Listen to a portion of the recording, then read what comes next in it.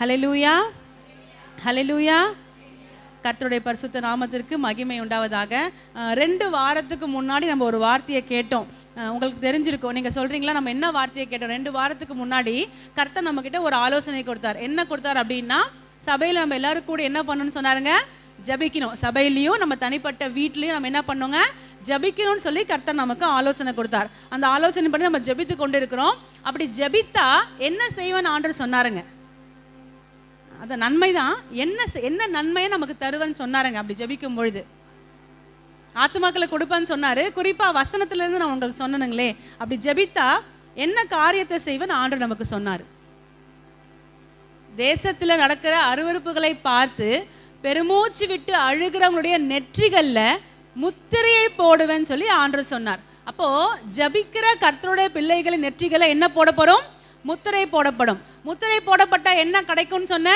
ஒரு supreme authority, அதாவது உச்சகட்ட அதிகாரம் ஆவிக்குரிய எல்லைகள்ல உங்களுக்கு கிடைக்கும்னு சொன்னேன். பூமியில யாரை ஆசீர்வதிக்கிறீங்களோ அவங்க ஆசீர்வதிக்கப்பட்டிருப்பாங்க, யாரை சபிக்கிறீங்களோ அவங்க சபிக்கப்பட்டிருப்பாங்கன்னு சொன்னேன். நீங்க திறந்தா பூட்டுறதுக்கு ஒருத்தராலையும் முடியாது, நீங்க பூட்டினா ஒருத்தராலையும் திறக்க முடியாது. பரலோகத்தின் திறவுகோலை தேவன் உங்களுக்கு கொடுக்கிறார் அப்படின்னு சொன்னார். அதன் பின்பு இந்த ஜெபத்தை, இந்த அதிகாரத்தை எப்படி நம்ம காத்துக்கொள்ளணும்னு சொன்னார். நம்ம இச்சை அடக்கத்தோடு இருக்கும் பொழுதுதான் இந்த அதிகாரத்தை காத்துக்கொள்ள முடியும். இல்லைன்னா நம்ம அதிகாரத்தை வாங்கிட்டோம்னு தெரிஞ்சதும் பிசாசு என்ன பண்ணுவான்? நம்மளை எதிர்த்து போராட ஆரம்பிப்பான் அப்படின்ற காரியங்களை நம்ம பார்த்தோம். இப்போ இன்றைக்கும் ஜபத்தை பற்றின ஒரு வார்த்தையை தான் நம்ம கேட்க போகிறோம்.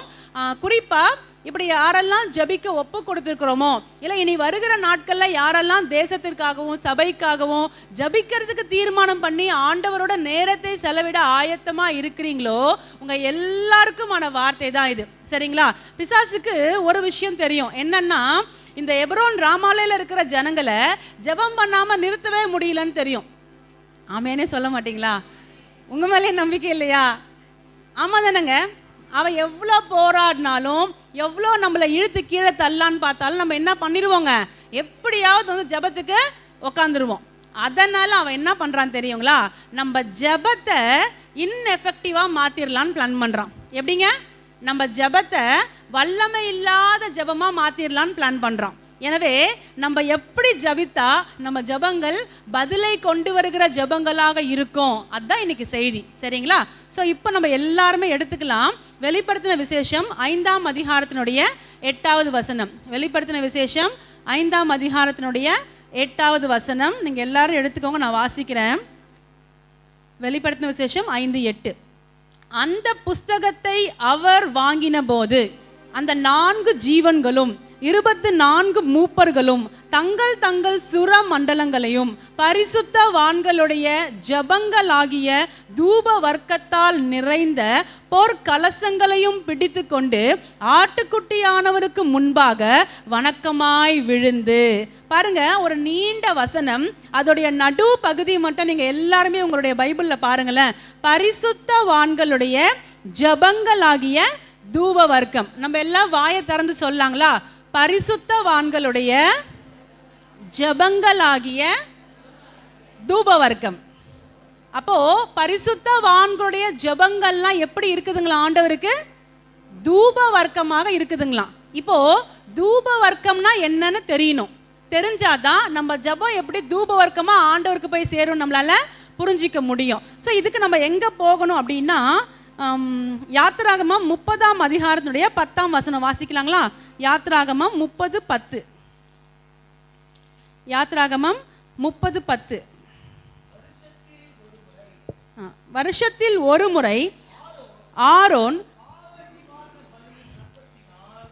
படிங்க, பாவ நிவாரண பலியின் இரத்தத்தினால் அதன் கொம்புகளின் மேல் பிராயச்சித்தம் பண்ணுவானாக. உங்கள் தலைமுறை தோறும் வருஷத்தில் ஒரு முறை அதன் மேல் பிராயச்சித்தம் பண்ணுவானாக.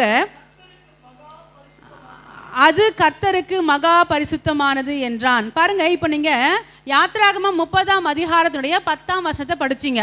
அதுவே யாத்திராகமம் 30ஆம் அதிகாரத்துடைய முதல் வசனம் மேல இருக்கு. அப்படியே பாருங்களேன், நான் வாசிக்கிறேன். தூபம் காட்டுகிறதற்கு ஒரு தூப பீடத்தையும் சீத்தி மரத்தினால் உண்டாக்குவாயாக. என்னங்களா?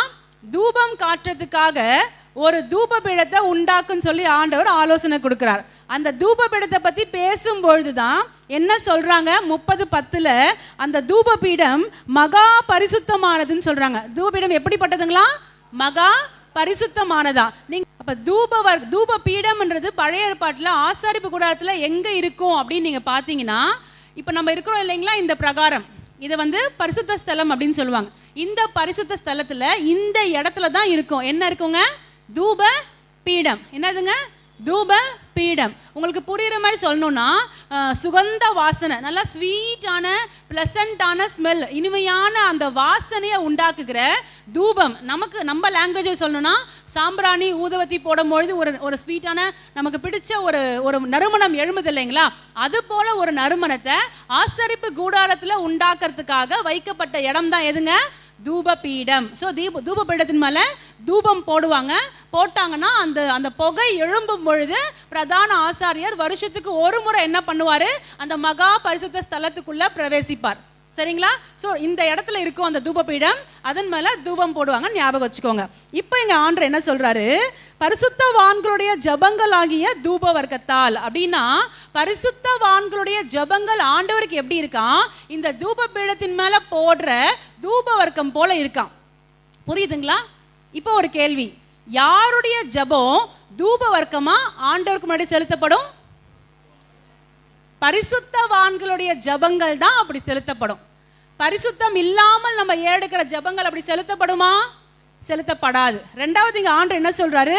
தூப பீடம் மகா பரிசுத்தமானது. அப்படின்னா மகா பரிசுத்த தூப பீடத்தின் மேல போட வேண்டிய ஜபம் எப்படி இருக்கணுங்க? அதுவும் அதற்கேற்ற பரிசுத்தத்துல இருக்கணும். கரெக்டுங்களா? அப்போ தேவ சமூகத்துல நம்ம ஏறெடுக்கிற ஜபங்கள் எப்படி இருக்கணும்?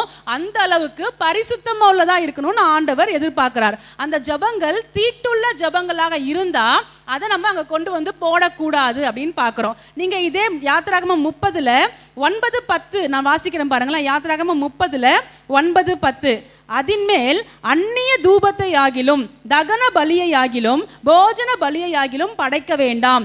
அதின்மேல் பான பலியை ஊற்றவும் வேண்டாம். வருஷத்தில் ஒரே முறை ஆரோன் பாவ நிவாரண பலியின் இரத்தத்தினால் அதன் கொம்புகளின் மேல் பிராயச்சித்தம் பண்ணுவானாக. உங்கள் தலைமுறை தோறும் வருஷத்தில் ஒரு முறை அதன் மேல் பிராயச்சித்தம் பண்ணுவானாக. அது கர்த்தருக்கு மகா பரிசுத்தமானது என்றார். பாருங்க, நல்லா கவனிங்க. இந்த தூப பீடத்துக்கிட்ட வேற எதுவுமே செய்யக்கூடாதான். வெளியில பலிபீடத்தின் மேல செய்யற காரியங்கள் எதையுமே என்ன பண்ணக்கூடாதான்? உள்ள அந்த தூப பீடத்தின் மேல செய்யக்கூடாதான். ரெண்டாவது, பிராயச்சித்தம் பண்றதுக்காக சுத்திகரிப்பு செய்யறதுக்காக பலி மிருகத்தின் ரத்தத்தை கொண்டு வராங்க பாத்தீங்களா, அந்த ரத்தத்தை கூட என்ன பண்ண கூடாதான்? தூப பீடத்துக்கு உள்ள ஊத்தக்கூடாதான். என்ன பண்ணணுங்களா? அந்த தூப பீடத்துக்கு 4 பக்கத்துலயும் கொம்புகள் இருக்கு இல்லைங்களா, அந்த கொம்புகள் மேலதான் ரத்தத்தை பூசணுமே தவிர தூப பீடத்துக்குள்ள தேவை இல்லாம எதையுமே கொண்டு வரக்கூடாதுன்னு சொல்லி ஆண்டவர் எழுதி கொடுத்திருக்கிறார். அப்ப அந்த தூப பீடம் எவ்வளவு பரிசுத்தமானது! கர்த்தருக்கு பரிசுத்தமானதுன்னு சொல்லப்படல, கர்த்தருக்கு மகா பரிசுத்தமானதுன்னு சொல்லப்பட்டிருக்கு. அப்ப அவ்வளவு பரிசுத்தமான தூப பீடத்தின் மேல செலுத்தப்படுகிற தூப வர்க்கம் தான் நம்முடைய ஜெபமா. அப்ப அந்த ஜெபம் எவ்வளவு பரிசுத்தமா இருக்குன்னு நீங்க யோசித்து பாருங்க. நீங்க லேவியராகமம் 10:1 எடுத்துக்கோங்களேன். லேவியராகமம் 10:1-2 நான் உங்களுக்காக வாசிக்கிறேன், நீங்க எல்லாரும் எடுத்துக்கோங்க. லேவியராகமம் 10:1-2. பின்பு ஆரோனின் குமாரனாகிய நாதாபும் அபியூவும் தன் தன் தூப கலசத்தை எடுத்து அவைகளில் அக்கினியையும் அதின்மேல் தூப வர்க்கத்தையும் போட்டு கர்த்தர் தங்களுக்கு கட்டளையிடாத அந்நிய அக்கினியை அவருடைய சந்நிதியில் கொண்டு வந்தார்கள். அப்பொழுது அக்கினி கர்த்தருடைய சந்நிதியில் இருந்து புறப்பட்டு அவர்களை பட்சித்தது. அவர்கள் கர்த்தருடைய சந்நிதியில் செத்தார்கள். பாருங்க என்ன சொல்லப்பட்டிருக்கு அப்படின்னா, ஆரோனுடைய சொந்த பிள்ளைங்க மொத்தம் 4 பேர். அதுல 2 பேர் என்ன பண்றாங்களாம், அவங்களுடைய தூப கலசத்தை எடுத்து கர்த்தர் கட்டளையிடாத அந்நிய அக்கினியை அதுல போட்டு கொண்டு வந்தாங்களாம். அதனால கர்த்தருடைய கோபம் பட்சித்து அவங்க என்ன ஆயிட்டாங்களாம், இறந்தே போயிட்டாங்க அப்படின்னு பாக்குறோம். அந்த நாட்கள்ல தேவன் ரொம்ப நெருங்கி அவங்களுக்கு பிரசன்னமாகி இருக்கும் பொழுது ஒரு சின்ன தப்பு செஞ்சாலும் உடனே மரணம் அவங்களுக்கு சம்பவிச்சதை பார்க்குறோம். நீங்கள் புதிய ஏற்பாட்டில் கூட அப்போஸ்தலர் 5ஆம் அதிகாரம் எடுத்துக்கிட்டிங்கன்னா, அனனியா சஃபீரால் ஆண்டவர்கிட்ட பொய் சொல்கிறாங்க. பொய் சொன்னது என்னங்க ஆச்சு, அங்கே விழுந்து அவங்க இறந்து போகிறத நீங்கள் பார்க்க முடியும். ஆனால் இன்னைக்கு நம்ம பொய் சொல்லாமல அங்கே இருக்கிறாங்க. எவ்வளோ பொய் தேவ சமூகத்திலேருந்தே ஜனங்க சொல்கிறது நம்ம கேள்விப்படுறோம். ஆனால் யாருன்னா செத்தாங்களா? சாகல. ஏன் ஏன் அப்படின்னா தேவன் இரக்கம் உள்ளவரா? இவன் பொய் சொல்றானா, சரி ஓகே நான் இவனுக்கு கொஞ்சம் தூரமா ஒதுங்கி போயிடுறேன்னு ஒதுங்கிடுறார். அதனால என்ன வரல நம்ம வாழ்க்கையில? மரணம் வரல. மற்றபடி தப்பு தான். சரிங்களா? அப்போ இந்த தூப பீடத்துல தூப வர்க்கத்தை போடும் பொழுது அது பரிசுத்தம் இல்லாம இருந்துச்சு அப்படின்னா இன்னைக்கு நீங்களும் நானும் அடி வாங்கறது இல்லை. நான் சொல்றது உங்களுக்கு புரியுதுங்களா? நம்ம ஜெபம் பண்றோம், பரிசுத்தம் இல்லாம நம்ம ஜெபம் பண்ணும்போது நீங்களும் நானும் இன்னைக்கு அடி வாங்கல. ஏன் அடி வாங்கல? ஏன் அடி வாங்கலன்னா தேவன் நம்மை மன்னித்து நம்ம மேல இரக்கமா இருக்கார். ஆனா என்ன நடக்கும் தெரியுங்களா? ஜெபம் இன்எஃபெக்டிவ் ஆயிடுச்சு. ஜெபத்துல வல்லமை இல்லாம போயிருச்சு. எவ்வளோ ஜெபம் பண்ணாலும் ஜெபம் பரலோகத்தை எட்டவே இல்லை. நம்ம கூறியவே எட்டல, அப்புறம் எப்படி அது பரலோகத்துக்கு எட்டும்? தேவன் அதை விரும்பல. அப்ப தேவன் விரும்புகிற ஜெபம், நான் ஜெபம் பண்ணா உடனே தேவன் பதில் கொடுக்கிற ஜெபம், அந்த தேவன் எதிர்பார்க்கிற பரிசுத்தம் உள்ள ஜெபம் என் வாழ்க்கையில இருந்து வெளிப்படணும் அப்படின்னா நம்ம என்ன செய்யணும்? அதான் நம்ம இன்னைக்கு பார்க்க போகிறோம். பாருங்க, நம்ம அப்படி தப்பு செஞ்சு நம்ம பாவ வாழ்க்கையிலையும் இருந்து ஜெபம் பண்றோம் இல்லைங்களா? அந்த ஜெபங்கள் எப்படி இருக்கும்னா அவருக்கு சுகந்த வாசனையா இருக்காது. சுகந்த வாசனையா இருக்காது அப்படின்னா அதுக்கு ஆப்போசிட் என்னங்க? அதற்கு எதிர்ச்சொல் என்ன? அவருக்கு அது நாற்றமாக இருக்கும். எப்படி இருக்குங்க? அவருக்கு நாற்றமாக இருக்கும். பூமி எங்கிலும் கர்த்தர் பார்க்கிறார். கொலை, கொள்ளை, கற்பழிப்பு, பூமியில இருந்து ஒரு துர்நாற்றம் ஆண்டவருக்கு வீசிட்டே இருக்கு. அவர் என்ன பண்றாருன்னா, என் பிள்ளைங்க ஜெபம் பண்ணுமா அதை சுகந்த வாசனையா நுகர்றன்னு வராரு. ஆனா அவர் பிள்ளைங்களும் என்ன பண்றோம்? மனசுக்குள்ள பாவத்தை, வஞ்சனைய, கசப்பை எல்லாத்தையும் வச்சுக்கிட்டு ஜெபம் பண்றோம். இப்ப அவருக்கு அந்த துர்நாற்றத்தை விட இந்த துர்நாற்றம் பெரிய பிரச்சனையா இருக்கு. அப்போ நம்ம ஜெபம் பண்ணணும். நம்ம ஜெபம் எப்படி இருக்கணும்? பரிசுத்தவான்களின் ஜெபமாக இருக்கணும். அப்படி இருக்கணும் அப்படின்னா எது பரிசுத்தம் நமக்கு தெரியணும். நீங்க 2 நாளாகமம் 7:14 நான் உங்களுக்காக வாசிக்கிறேன் பாருங்க. நம்ம எல்லாருக்குமே நல்லா தெரிஞ்ச வசனம். 2 நாளாகமம் 7:14. என் நாமம் தரிக்கப்பட்ட என் ஜனங்கள் தங்களை தாழ்த்தி ஜெபம் பண்ணி என் முகத்தை தேடி தங்கள் பொல்லாத வழிகளை விட்டு திரும்பினால். என்னவாங்க? அவர் நாமம் தரிக்கப்பட்ட அவருடைய ஜனங்கள். நம்மளை என்னங்க சொல்றாங்க வெளியே உலகம்? நமக்கு என்ன பேருங்க? கிறிஸ்தவர்கள். அப்படின்னா கிறிஸ்துவின் உடையவர்கள், கிறிஸ்துவை உடையவர்கள். கிறிஸ்துன்ற நாமம் நமக்கு தரிக்கப்பட்டிருக்குங்களா? அப்ப நாம தான் யாரு? அவருடைய நாமம் தரிக்கப்பட்ட அவருடைய ஜனங்க. என்ன பண்ணணுங்களா? நம்மளை தாழ்த்தி நம்ம பொல்லாத வழிகளை விட்டு மனம் திரும்பி ஜெபம் பண்ணா பரலோகத்தில் இருக்கிற தேவன் அதை கேட்டு நம்ம பாவத்தை மன்னித்து தேசத்திற்கு சேமத்தை கொடுப்பாராம். அப்போ அவர் நாமம் தரிக்கப்பட்ட ஜனங்கள் ஜபிக்கிற ஜபத்துக்கு தான் தேசத்துல சேமம் வரும். புரிஞ்சிடுச்சு? எப்படி ஜபிக்கணுமா? தாழ்த்தி பொல்லாத வழிகளை விட்டு திரும்பி ஜெபம் பண்ணணும். பொல்லாத வழிகளோடவே சேர்ந்து ஜெபம் பண்ணா அந்த ஜெபம் அவருக்கு எப்படி இருக்குங்களா? துர்நாற்றமாக இருக்கும். அந்த ஜெபம் அவருக்கு அருவருப்பாக இருக்கும் என்பதை புரிந்து கொள்ளணும். இப்போ நம்ம ஜெபம் தூபவர்க்கமா செலுத்தப்பட போகுதா இல்ல தீட்டுள்ள ஜபங்களா இருக்க போகுதா? அதான் இன்னைக்கு கேள்வி. என் ஜபம் அவரை பிரியப்படுத்துதா இல்ல எப்படி இருக்கு? அதை கண்டுபிடிக்கிறதுக்கு எது தீட்டு, எது நம்ம ஜபத்தை, நம்ம ஆவிக்குரிய வாழ்க்கையை தீட்டுப்படுத்துதுன்னு ஒரு சில காரியங்களை உங்களுக்கு சொல்லி கொடுக்க போகிறேன். வேதத்துல நிறைய இருக்கு. ஒரு 3 காரியத்தை நம்ம இன்னைக்கு பார்த்து முடிக்க போகிறோம். சோ முதலாவது காரியம் எது தீட்டு? நீங்க லேவியராகமம் 21ஆம் அதிகாரத்தினுடைய 1ஆம் வசனத்தையும் 11ஆம் வசனத்தையும் உங்களுக்காக நான் வாசிக்கிறேன். லேவியராகமம் 21 அதுல 1 மற்றும் 11 நான் வாசிக்கிறேன். நீங்க எல்லாருமே எடுத்துக்கொள்ளுங்க. டைம் ஷார்ட்டா இருக்கும், அதனால தான் நானே வாசிக்கிறேன். பின்பு கர்த்தர் மோசேயை நோக்கி, ஆரோனின் குமாரனாகிய ஆசாரியர்களில் ஒருவனும் தன் ஜனத்தாரில் இறந்து போன யாதொருவருக்காக தங்களை தீட்டுப்படுத்தல் ஆகாது என்று அவர்களோடே சொல். என்னவாங்க? ஆரோன் யாருங்க?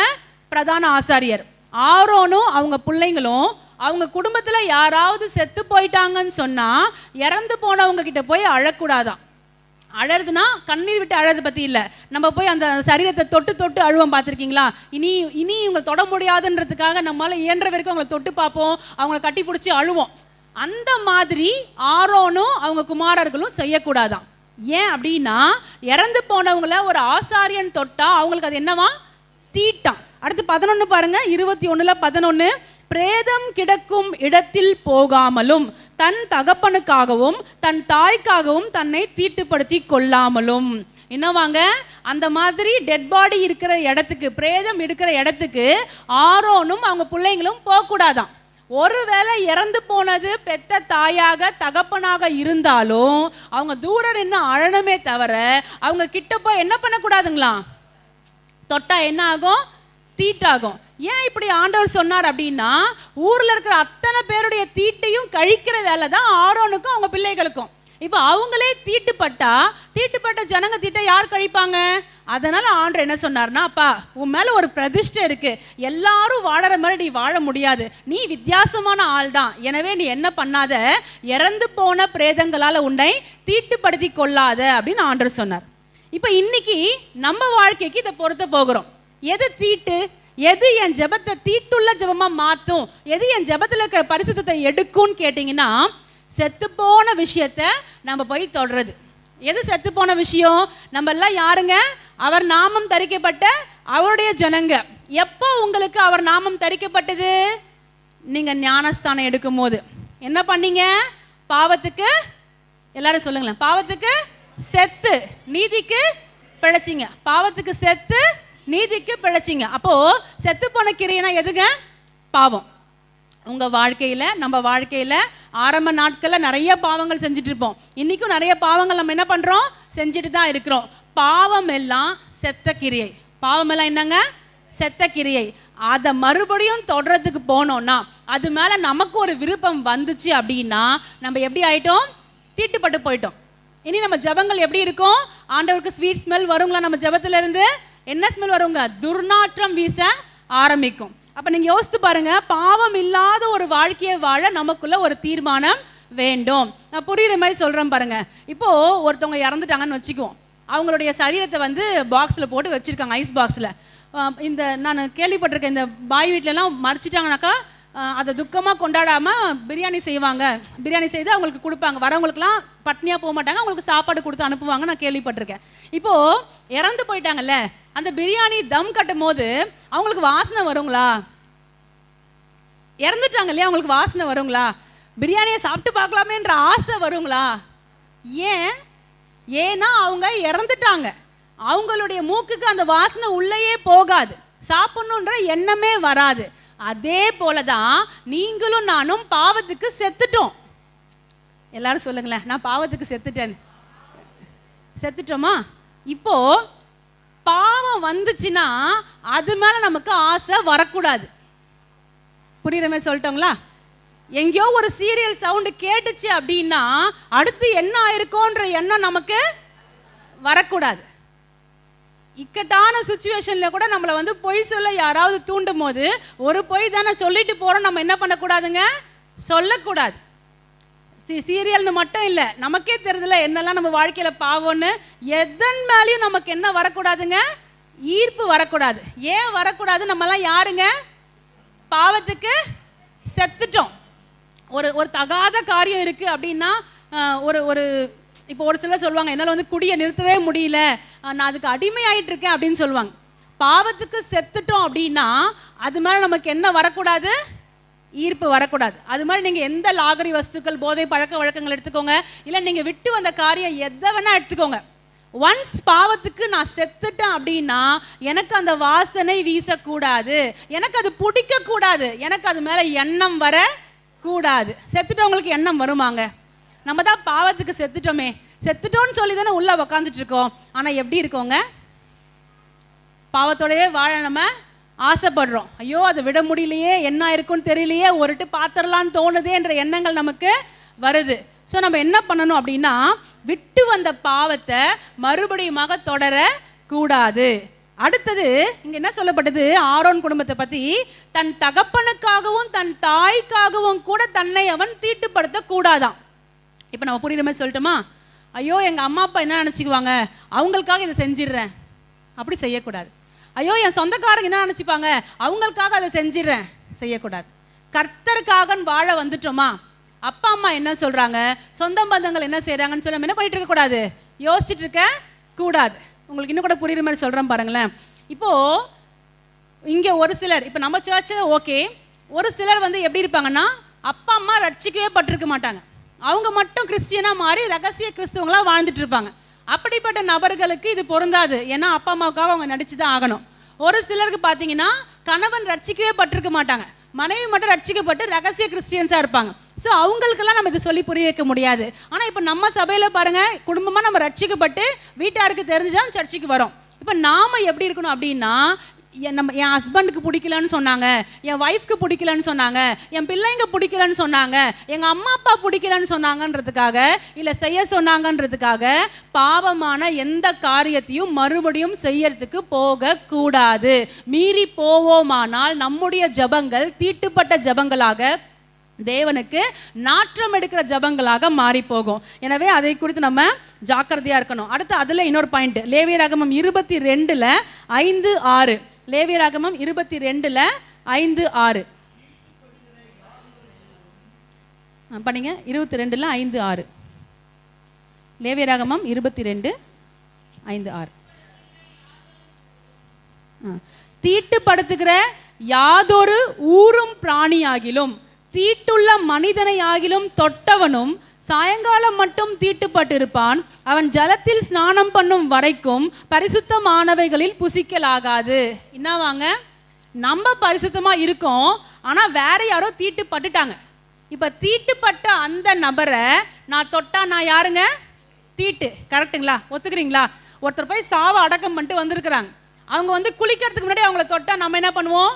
நம்மளும் போய் துணியை கட்டி ட்ரெஸ் மாற்றுவோம், குளிப்போம் நம்மளும். ஏன்? அவங்க இன்னும் தீட்டை கழிக்கல, அதுக்குள்ள போய் நம்ம அவங்கள தொட்டுட்டா நம்ம யாருங்க? தீட்டு. அதே போல நான் என் வாழ்க்கையை ஆவிக்குரிய ஜீவியத்தை பரிசுத்தமா காத்துக்கிறேன், ஆனா என் கூட இருக்கிற ஃப்ரெண்டு அசுத்தமா இருக்கான், என் கூட இருக்கிற ஃப்ரெண்டு குடிக்கிறான், என் கூட இருக்கிற ஃப்ரெண்டு சிகரெட் பிடிக்கிறான், என் கூட இருக்கிற ஃப்ரெண்டு தப்பான காட்சிகளை பார்க்குற ஃப்ரெண்டா இருக்கா, அவ பேசுற பேச்சே சரியில்லை, கெட்ட வார்த்தையா பேசுறா, நான்லாம் கண்டுக்கிறது இல்லைங்க, நான் கரெக்டா இருந்துக்கிறேன்னு நீங்க சொன்னீங்கன்னா, ஆண்டவர் பார்வையில நாமும் எப்படிதான் இருக்கிறோம்? இன்னும் தீட்டாகத்தான் இருக்கிறோம். தேவனுக்காக பிரதிஷ்டை பண்ணப்பட்ட தேவனுடைய பிள்ளைங்க தங்களை தீட்டுப்படுத்தி கொள்ளுகிற எந்த காரியத்திலும் ஈடுபடக்கூடாது. அப்படி ஈடுபட்டிருக்கிற யாரு கூடயும் நம்ம பழகவும் கூடாது. உடனே நீங்க இப்படி யோசிக்க கூடாது, அப்ப என் வீட்டுக்காரே எப்படி இருக்கிறாங்க, என் மனைவி எப்படி இருக்கிறாங்க, என் பிள்ளைங்களே எப்படி இருக்கிறாங்கன்னா அவங்களுக்காக ஜெபம் பண்ணலாம். மற்றபடி நம்ம டைமை வேஸ்ட் பண்ணி ஒரு தீட்டில் நம்மளை உட்படுத்துவாங்கன்னு நினைக்கிற யாரோடவும் நம்ம என்ன பண்ணக்கூடாது? போய் உட்காந்து பேசுறது, எப்போதாலும் அவங்ககிட்டே ஃபோன் பேசுறது, அவங்ககிட்டே சேட் பண்ணுறது, அவங்க வீட்டு திண்ணையிலே உட்காந்துட்டு இருக்கிறது, இப்படி ஐக்கியப்படக்கூடாது. மீறி ஐக்கியப்பட்டோன்னா அப்பயும் நம்ம ஜெபம் எப்படி தான் இருக்கும்? தீட்டுள்ள ஜெபமாகத்தான் இருக்கும். ஸோ நம்ம என்ன பார்த்தோம்? பரிசுத்தவான்களின் ஜெபங்கள் தேவனுக்கு எப்படி இருக்கு? தூப வர்க்கமாக இருக்குன்னு பார்த்தோம். தூப வர்க்கம் எப்படிப்பட்டது? பரிசுத்தமானது. ஸோ நம்ம ஜெபத்தை பரிசுத்தமா தேவனுக்கு செலுத்தினா தேவன் சுகந்த வாசனையா அதை ஏத்துக்குவார்னு பார்த்தோம். இப்போ அதை தடுப்பது எது? தீட்டு. ஸோ முதல் தீட்டு என்னங்க? செத்து போனதை தொடர்றது முதல் தீட்டு. அப்படின்னா விட்டு வந்த பாவ பழக்க வழக்கங்களை மறுபடியும் செய்யறது தீட்டு. இந்த தீட்டோட ஜெபித்தா அந்த ஜெபம் எப்படி இருக்கும்? ஆண்டவருக்கு துர்நாற்றமாக இருக்கும். ரெண்டாவது தீட்டு என்னன்னு பார்க்கலாங்களா? கர்த்தருடையதை உங்களுடையதுன்னு நீங்க எடுத்து வச்சுக்கிட்டா அது தீட்டு. சொல்லுங்க பார்க்கலாம். கர்த்தருடையதை என்னுடையதுன்னு நான் எடுத்து வச்சா அது தீட்டு. நீங்க எடுத்துக்கோங்க. யோசுவா 6ஆம் அதிகாரத்தினுடைய 18-19. யோசுவா 6ஆம் அதிகாரத்தினுடைய 18-19 நான் வாசிக்கிட்டோங்களா? யோசுவா 6:18-19. சாபத்தீடானதில் ஏதாகிலும் எடுத்துக்கொள்ளுகிறதினால் நீங்கள் சாபத்தீடாகாதபடிக்கு இஸ்ரவேல் பாளையத்தை சாபத்தீடாக்கி அதை கலங்க பண்ணாதபடிக்கும் நீங்கள் சாபத்தீடானதற்கு மாத்திரம் எச்சரிக்கையாயிருங்கள். சகல வெள்ளியும் பொன்னும் வெண்கலத்தினாலும் இரும்பினாலும் செய்யப்பட்ட பாத்திரங்களும் கர்த்தருக்கு பரிசுத்தமானவைகள், அவைகள் கர்த்தரின் பொக்கிஷத்தில் சேரும் என்றான். பாருங்க இங்க என்ன நடக்குது அப்படின்னா, எரிகோ கோட்டையை பிடிக்கிறதுக்காக போறாங்க. போறதுக்கு முன்னாடி யோசுவா தான் ஜனங்களுக்கு ஒரு ஆலோசனை கொடுக்கிறார். என்னன்னா, நீ போ யுத்தம் பண்ணு, எரிகோவை பிடிச்சிக்கோ, ஆனா அங்க இருக்கிற ஒரு பொருளையுமே உனக்குன்னு எடுத்து வச்சுக்க கூடாது. குறிப்பா வெள்ளி பொண்ணு வெண்கலம் இரும்பு பார்த்தீங்கன்னா அது மட்டும் கர்த்தருக்கு, மிச்சத்தெல்லாம் எரிச்சிடணும். இதுதான் ரூல். இப்போ எரிகோக்குள்ள அனுப்புறாங்க. எரிகோ எப்படி விழுதுங்க? அவங்க ஏதாவது பண்ணாங்களா? அவங்க துதிச்சாங்க. எரிகோ என்ன ஆச்சு? அவங்களுக்கு முன்னாடி ஒண்ணுமில்லாம விழுந்து போச்சு. இப்ப யுத்தம் பண்ணும் பொழுது அதுல ஒரு நபர் என்ன பண்றாங்க அப்படின்னா, சாபத்தீடானதை எடுத்து வச்சுக்கிறாங்க. நீங்க வாசிக்கிறீங்களா? யோசுவா 7:1 நான் வாசிக்கிறேன் பாருங்க, அடுத்த பேஜ். இஸ்ரவேல் புத்திரர் சாபத்தீடானதிலே துரோகம் பண்ணினார்கள். எப்படி எனில், யூதா கோத்திரத்து சேராகுடைய குமாரனாகிய சப்தியின் மகன் கர்மிக்கு பிறந்த ஆகான் என்பவன் சாபத்தீடானதிலே சிலதை எடுத்துக்கொண்டான். ஆகையால் இஸ்ரவேல் புத்திரர் மேல் கர்த்தருடைய கோபம் மூண்டது. பாருங்க, கர்த்தருடையதுன்னு சொன்ன விஷயத்த எனக்குன்னு நான் எடுத்தேன்னா கர்த்தருக்கு என்ன வருங்க? கோபம் மூண்டது. வரல, கோபம் மூண்டது. கோபத்தின் உச்சிக்கே கர்த்தர் போயிட்டாருன்னு பார்க்குறோம். அடுத்தது இந்த 7:21 நான் வாசிக்கிறேன் பாருங்க. 7:21 அந்த ஆகான் சொல்றான், அவன் எதை எடுத்து வச்சேன்னு சொல்றான். கொள்ளையிலே நேர்த்தியான ஒரு பாபிலோனிய சால்வையையும் 200 வெள்ளி சேக்கலையும் 50 சேக்கல் நிறையான ஒரு பொன் பாலத்தையும் நான் கண்டு அவைகளை இச்சித்து எடுத்துக்கொண்டேன். இதோ அவைகள் என் கூடாரத்தின் மத்தியில் பூமிக்குள் புதைந்திருக்கிறது, வெள்ளி அதன் அடியில் இருக்கிறது என்றான். என்ன பண்ணாங்க? எரிச்சிருன்னு சொன்ன ஒரு சால்வையை எடுத்துக்கிட்டான். வெள்ளியும் பொன்னும் கத்தருதுன்னு சொன்னாங்க, அதையும் எடுத்துக்கிட்டான். இப்போ அவன் குடும்பத்துக்கு என்ன ஆச்சு தெரியுங்களா? கர்த்தருடைய கோபம் சபை மேல மூளாதபடிக்கு அவனையும் அவன் குடும்பத்தையும் நிக்க வச்சு கல்லடிச்சே கொன்னு கற்குவியலை குவிச்சு வச்சுட்டாங்க. நான் சொல்றது புரியுதுங்களாங்க? சாபத்தீடானதை எடுத்தோம் அப்படின்னா கர்த்தருக்கு கோபம் மூளும். இப்போ நம்ம வாழ்க்கையில எதெல்லாம் சாபத்தீடானது, எது தீட்டு, எது நம்ம ஜெபத்தை அருவருக்காக்குகிறது? நான் ஒரு சில காரியங்களை உங்களுக்கு சொல்றேன். தசம பாகம் யாருடையதுங்க? கர்த்தருடையது. ஆண்டவர் சொல்றாரு, நீ எவ்வளவு சம்பாதிக்கிறியோ சம்பாதி. நீ சம்பாதிக்கிறதுக்கு பலனை கொடுத்தது யாரு? நான், அதாவது கர்த்தர். இப்ப கர்த்தர் சொல்றாரு, நான் தானே பலனை கொடுத்தேன், நான் கொடுக்காம நீ சம்பாதிக்கலன்ற எண்ணம் உனக்கு வேணும். நான் சொல்றேன் பாருங்க, நான் ஒரு 1000 ரூபாய் சம்பாதிக்கிறேன், அதுல 100 ரூபாய் தசமபாகம் போடுறேன். இப்ப சொல்லுங்க, நான் கொடுக்குற 100 ரூபாயில தானே இந்த சர்ச் நடக்க போகுது? நான் கொடுக்குற 100 ரூபாயில தானே ஆண்டவருடைய ராஜ்யம் கட்டப்பட போகுது? அப்புறம் ஏங்க தசமபாகம் கொடுக்க சொல்றாரு? ஏன் தெரியுங்களா? அதாவது வானமும் பூமியும் கர்த்தருடையது. பூமியில இருக்கிற ஏராளமான மிருக ஜீவன்கள் எல்லாம் கர்த்தருடையது. எதையுமே கர்த்தருக்கு காணிக்கன்னு கொடுத்தா அவருக்கு ஒரு விஷயமாவே தெரியாது. ஆனா ஏன் தசமபாகம் கொடுக்க சொல்றார் தெரியுங்களா? தசமபாகம் கொடுக்கும்பொழுது நான் சொல்றேன், ஆண்டவரே ஒரு மாசம் ஃபுல்லா உழைச்சேன், என் பலன் கிடையாது, நீங்க ஜீவனை கொடுத்தீங்க, நீங்க உழைக்க வச்சீங்க, இன்னைக்கு சம்பளத்தை வாங்கியிருக்கேன், இது உங்களால தான் அப்படின்றத நான் உங்களுக்கு சொல்றதுக்காக சாட்சியா 10ல் 1 பங்கை உங்களுக்கு நான் கொடுக்குறேன். இதுதான் தசமபாகம். அப்போ நான் கொடுக்குற பணத்தினால ஆண்டவர் பணக்காராக போறது இல்லை.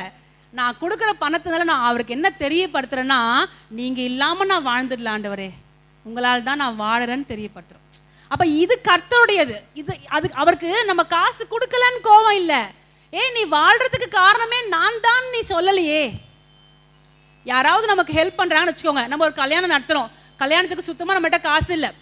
இப்போ யாரோ ஒரு பெரிய பணக்காரர் வந்து மொத்த செலவையும் ஏத்துக்கிட்டாரு. இப்போ அந்த பணக்காரர் என்ன எதிர்பார்ப்பாரு?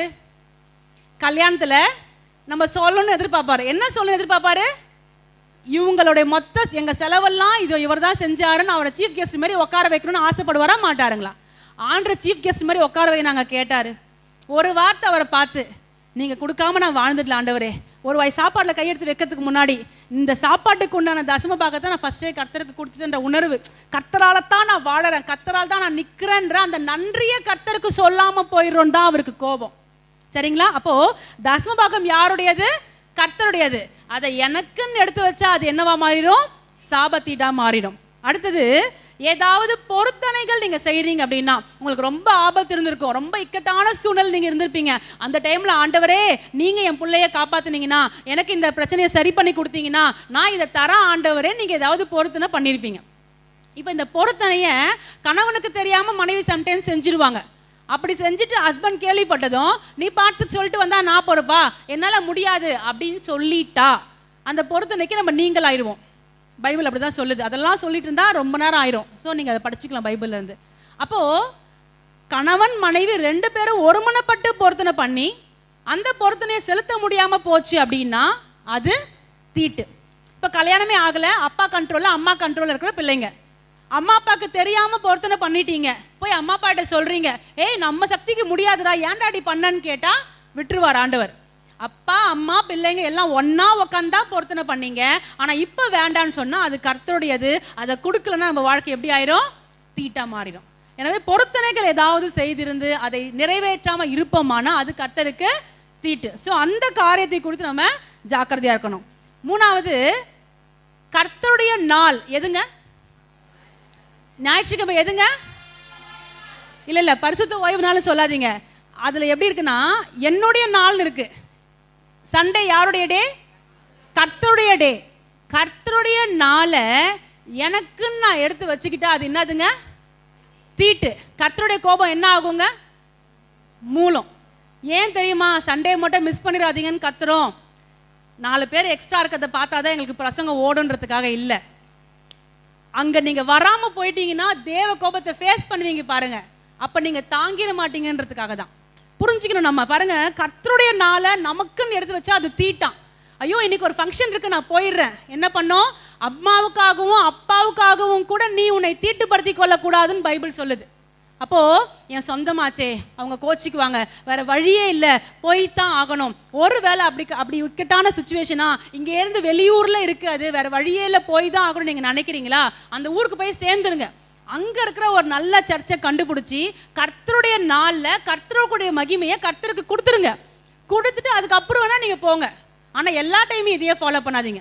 தவிர்க்க முடியாத சுச்சுவேஷன்ஸ் நான் சொல்றேன். இப்போ சிலர் வெளியூரில் வேலை செய்கிறீங்க. இப்போ ஸ்னேகாலாம் வெளியூரில் வேலை செய்கிறா. அவள் ஒவ்வொரு சண்டே இங்கே வர முடியாது. அப்போ நாங்களும் என்ன அட்வைஸ் பண்ணுறோம்? ஏதாவது ஒரு நல்ல திருச்சபைக்குள்ளே உன்னை நினச்சிக்கோ, அந்த கர்த்தருக்கு உண்டான மகிமையை கொடுத்துட்டு அப்புறம் உன் வேலைக்கு போ. இதுதான் நமக்கு நல்லது. அப்போ கர்த்தருடைய நாள் நான் எனக்குன்னு எடுத்தேன்னா அது என்னங்க? தீட்டு. என் ஜெபம் கேட்கப்படுமா? இப்போ நீங்கள் யோசிச்சுட்டே வாங்க. நம்ம என்ன பண்ணுறோம்? வருஷ கணக்கில் ஜபிக்கிற ஆண்டு பதிலே தரலன்னு மட்டும் சொல்கிறோம். ஆண்டவர் ஜபத்தை கேட்கறதுக்கு இடம் கொடுத்தோமான்றது நம்ம தான் பார்க்கணும். கரெக்டுங்களா? இப்போ அடுத்து பாருங்க, தேவனுக்கு கொடுக்க வேண்டிய கனம் மகிமையை எனக்குன்னு நான் எடுத்துக்கணும், அது தீட்டு. இப்போ உங்களுக்கு ஒரு பெரிய ஸ்கூல் ஃபீஸ் தேவை இருந்துச்சு. அந்த ஸ்கூல் ஃபீஸ்க்கு நீங்கள் வெயிட் பண்ணிட்டே இருக்கீங்க. திடீர்னு ஒரு நபர் நீங்கள் யார்கிட்டையுமே கேட்கல, அவங்களே ஃபோன் பண்ணாங்க. ஃபோன் பண்ணி, ஏன்பா ஃபீஸ் கட்டுறதுக்கு கஷ்டப்படுறேன்னு கேள்விப்பட்டேன், இந்தாப்பா 10,000 கொடுத்து உங்கள் ஃபீஸை கட்டிட்டாங்க. என்ன சொல்வீங்க? என்ன சொல்வீங்க? இந்த நபர் வந்து டைமுக்கு உதவுனாரு, ஆபத்துல கை கொடுத்தாருப்பா, தெய்வம் மாதிரி வந்தாருப்பா சொன்னீங்கன்னா அது தீட்டு. கொடுத்தது யாருங்க? யாரோ. இப்போ எலியாவுக்கு காக்கா மூலியமா சாப்பாடு கொடுத்தாரு. எலியா காக்காவை பார்த்து ஸ்தோத்திரம் சொன்னா ஆண்டு சும்மா இருப்பாருங்களா? அதுக்காக கொடுத்த நபருக்கு நன்றியே சொல்லக்கூடாதா? சொல்லலாம், அது நல்ல ஹேபிட். ஆண்டே சொல்றார், நன்றி சொல்லுப்பா, தப்பில்லை. கனத்தையும் மகிமையும் அவங்களுக்கு கொடுக்கக்கூடாது. இவங்க மட்டும் வந்து டைமுக்கு கொடுக்கலாம், இன்னைக்கு நான் இல்லை அப்படி சொல்லிடாதீங்க. ஊழியக்காரரே சம்டைம்ஸ் உங்களுக்கு நல்ல ஆலோசனைகளை கொடுத்து உங்களை நல்வழிப்படுத்தி இருப்பாங்க. அவங்க மட்டும் அன்னைக்கு வந்து நல்ல ஆலோசனை கொடுக்கலாம், நான் இன்னைக்கு இல்லை அப்படி சொல்லக்கூடாது. கர்த்தர் அவங்க மூலியமா என்னை நடத்தினாருன்னு தான் சொல்லணும். கர்த்தர் இன்னார் மூலியமா என் தேவையை சந்திச்சாருன்னு தான் சொல்லணும். எதை இப்போ இவங்க தான் கொடுத்தாங்கன்னு நான் சொல்லணும். எப்படி சொல்றது?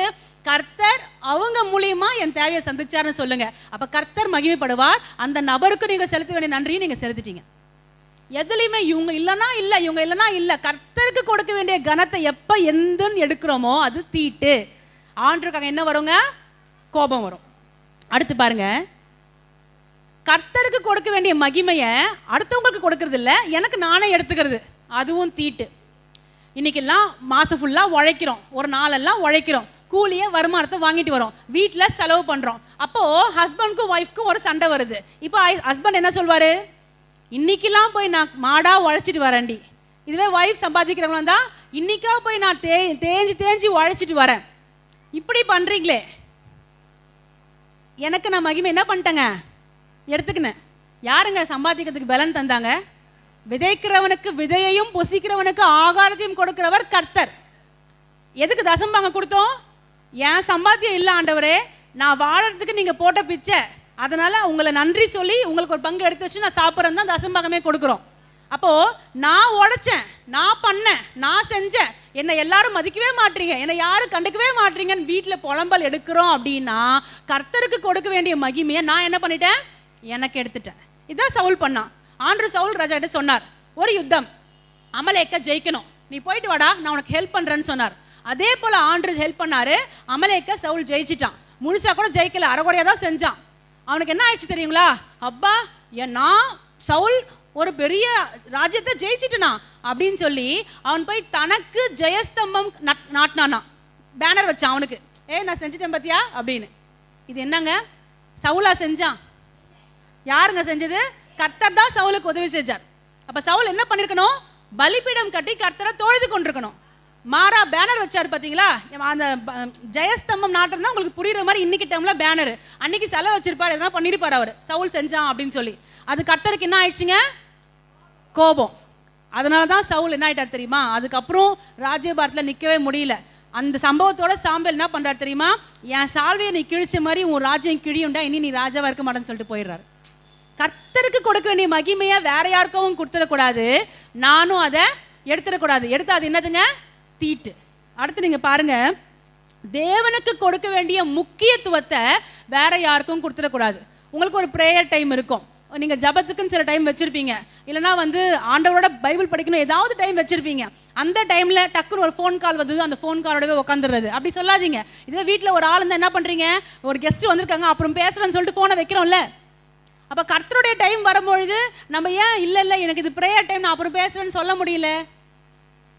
ஆண்டவருக்கு கொடுக்க வேண்டிய இம்பார்ட்டன்ஸை, முக்கியத்துவத்தை வேற யாருக்கு கொடுத்தாலும், இப்போ ஒரு விஷயம் ஆண்டருக்கு பிடிக்காது உங்களுக்கு நல்லாவே தெரியும், ஆனால் அந்த நபர் கோச்சிக்குவாங்க. இப்போ என் ஹஸ்பண்டே எடுத்துக்கோங்களேன், ஆண்டருக்கு பிடிக்காத ஒரு விஷயத்தை அவர் செய்ய சொல்றாரு, நான் என்ன பண்றேன்? இல்லைங்க கர்த்தருக்கு பிடிக்காது, நான் செய்ய மாட்டேன்னு சொல்றேன். ஓ, உனக்கு கர்த்தர் முக்கியமா நான் முக்கியமா, முடிவு பண்ணிக்கோ அப்படின்னு சொன்னதும், ஐயோ வீட்டுக்காரர் தானே முக்கியம், கல்யாணாலும் கணவன் போய் நான் அவர் சொன்னதை செஞ்சேன்னு வச்சுக்கோங்க, இம்பார்ட்டன்ஸ் நான் யாருக்கு கொடுக்கல? கர்த்தருக்கு கொடுக்கல.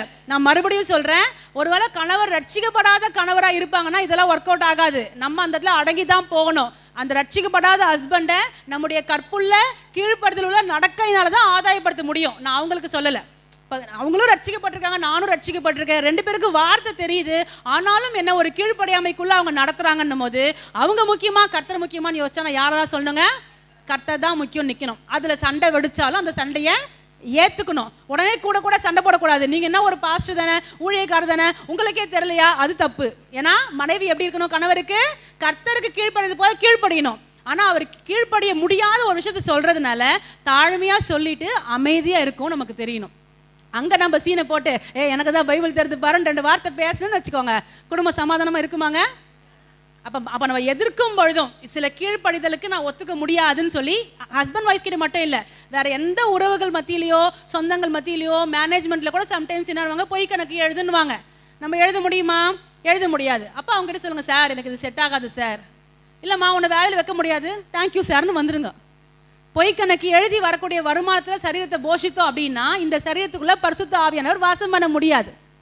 அப்போ உள்ளுக்குள்ள இருக்கிறது யாருன்னு கேட்டீங்கன்னா எனக்கு தெரியாது.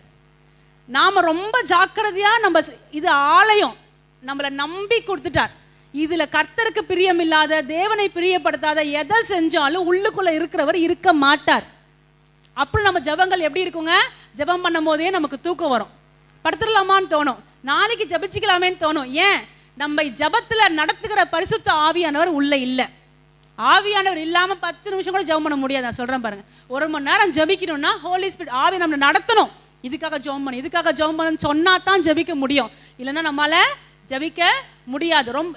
முடியும் ஜபிப்போம், அந்த ஜபம் பலனுள்ள ஜபமா இருக்காது, பரலோகத்தை எட்டுகிற ஜபமா இருக்காது. பாதி ஜபத்துக்குள்ள சோர்ந்து போயிடுவோம், சிந்தையை எங்கேயோ வச்சு ஜபிப்போம். ஆனா ஆவியானவர் இருந்தார் அப்படின்னா உங்க கான்சென்ட்ரேஷனை ஃபோக்கஸ் பண்ணுவார், அவர் உங்களை ஜபிக்க வைப்பார், நம்மளை நடத்துவார்.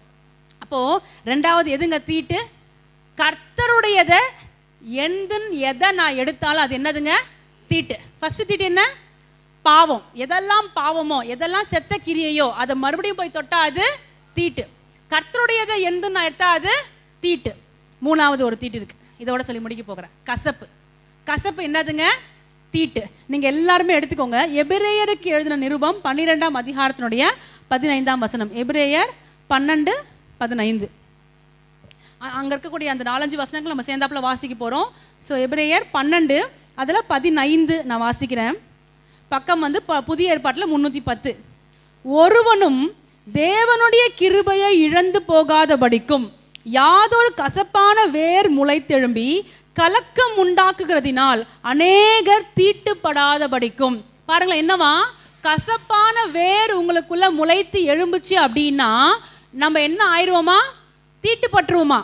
நம்ம மட்டும் தீட்டுப்பட மாட்டோமா, அநேகரை நம்ம தீட்டு படுத்திடுவோமா? நான் இதை உங்களுக்கு ஏற்கனவே ஒரு முறை சொன்னேன், நமக்குள்ள ஃபாஸ்டிங் ப்ரேயரில் பேசணும்னு நினைக்கிறேன்.